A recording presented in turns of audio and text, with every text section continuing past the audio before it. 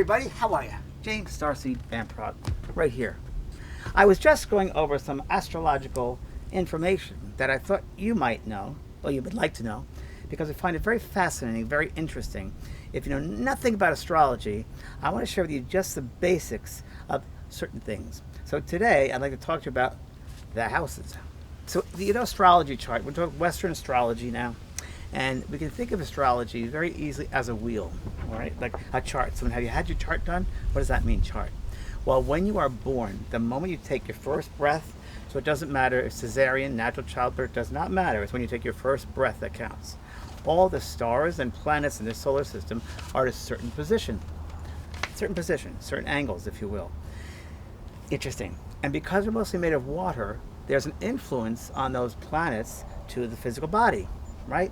Like, you know, when there's a full moon and, you know, all the lunatics go out crazy because the gravitational pull of the moon is pulling on the body, the water of the body. Same thing now with different planets. So different planets have, if you will, a gravitational pull to various parts of the body. Interesting, right? So let's go through the chart, what the chart means. Chart, think of it as a pie, And when you're born, the planets are in that position and they get placed into the chart depending upon where they are in the sky. So we talk about houses in the pie. So think of the houses as pieces of the pie. There are 12 pieces of the pie. Cool, right? So the first piece, the first house of the pie, is usually how you appear to people. It's your how you approach people, how you're looked at when they first see you. It's a sense of yourself. And that's the first house, how you appear to other people. The second house is really about certain possessions that you own and how tied you are to certain possessions. So I'm keeping this general because there's a lot in these houses, but just generally speaking. So the first house is self, second, possessions. The third house is all about communications with self, communication with other people, communication with you in the world. Okay. Now we're going to the next quarter, the fourth house on the bottom, which is really about the home, aspects of your home. So for me, I only have one planet in my home.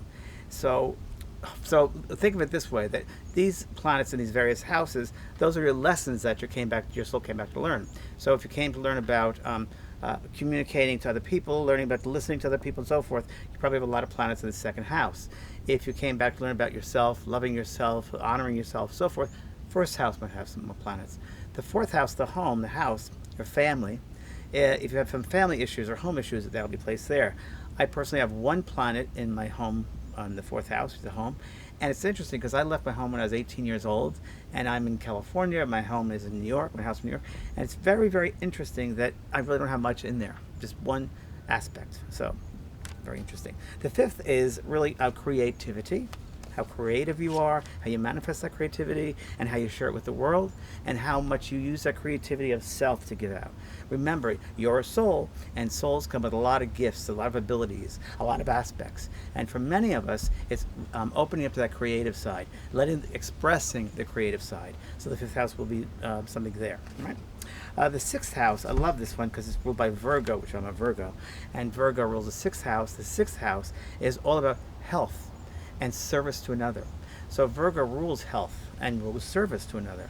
So that sixth house, if you're in that field of a line of work or a sense of taking care of other people, of service of some kind, you probably have something in that house for sure. So think of the house as also as pieces of pie, and with that piece of pie, there are chunks of something for you to eat. Another way of thinking about it. Easy. You gotta be easy, simple. Now the seventh house, we're going to the top part now. Seventh house is really about marriage and partnerships. So you might have in this lifetime certain marriages, business partnerships. They might go through a certain period of time that you have it's very strong and it ends a certain way. There might be some partners or business things that you can't trust them, or they run away with the money of the company or whatever it might be. It would all be in that seventh house. Interesting. Now your eighth house is, which my eighth house is it's called a loaded eighth house because most of my planets are in my eighth house, my 12th house. The eighth house is all about death and other people's money. So it's like death, rejuvenation, other people's money. So most of my planets are in the eighth house, and I do a lot of my work with death. Interesting. When I was a young boy, I had an astrology chart read. My astrology chart was read with an astrologer, and I didn't know anything about it. And the astrologer looked at my chart and said, Interesting. You have eighth house, full eighth house, full 12th house. I said, what does that mean? I said, two psychic houses. The eighth house, 12th are two psychic houses.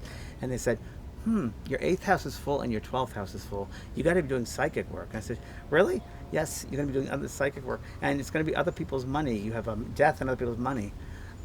I didn't know any better at the time. And I thought, okay, I'm going to inherit a lot of money from people's wills. Not, I received my livelihood talking to dead people. That's what I do. So there it is, right there, the eighth house. So the ninth house is, so I think of the ninth house as your higher inspirational self, your mental expression of self. I always think of the higher truths.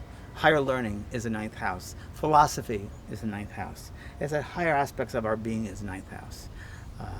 I love the placement there. So if you come in this lifetime, your soul's coming to learn higher aspects of yourself and integrating them into this physical dense vibration, you'll have some stuff in the ninth. It's also higher learning. So you could be someone who loves education, loves to go to higher learning, love professional. You could be even a professor or a teacher or just higher learning. Learning is a great thing. That's where that is located in the ninth house. The 10th house now is your career. So your career, and there are certain planets that rule certain signs, certain signs will rule certain careers. And when I talk about the signs, I'll go into that. So that is your career house. So if you want to know what your career is like, where your energies are about your career, the 10th house. Remember that all of these pies, all these sections are really spaces of energy. Everything is energy. So where is the energy more concentrated? First house, second house, fourth house, 10th house. See where the energies are concentrated in your chart. It's easy, right? 11th. So your 11th house is really your hopes, wishes, and desires. And it's also the house of friends. So if you're someone who loves to entertain, be with friends are everything, you're going to have that loaded 11th house. It's really entertainment, if you will, with other people. It's also your hopes and desires for yourself and others in that house. Very charitable also work in that house. And I always find it's the house of giving to others, aspiring to help others, this sort of a thing. I bet Mother Teresa, I don't know this, but I wouldn't be surprised if she has a lot of stuff in that 11th house, just saying. Now we're going to the final house, the 12th house, the last part of the pie, last piece, and that really is about, the 12th house, they call it the unconscious self. They call it the stuff you don't really see. It's behind the scenes. It's the unconscious is the back body. The back body is the unconscious, the thing you don't see, but deeply within yourself, there is something going on. So there might be a part of you from other lifetimes, if you will, that you're trying to do things. It could be your own undoing. The 12th is your own undoing. Now my moon is the 12th house, and emotionally, so moon rules the emotions. So there could be something in my life that I got to be very careful of not undoing the emotional aspects of my life. And because I was aware of astrology from an early age, I was very aware of that emotional connection, that I had to be conscious of emotional choices. The 12th house is also a very psychic house, a very mediumistic house, very much a spiritual house, and a Pisces house. So it's very much about sensitivity. It's very much about other people's energy. It's being an empath, being sensitive. So really interesting. So I would love for you to look at your chart and let me know down below where you find most of your planets. What house?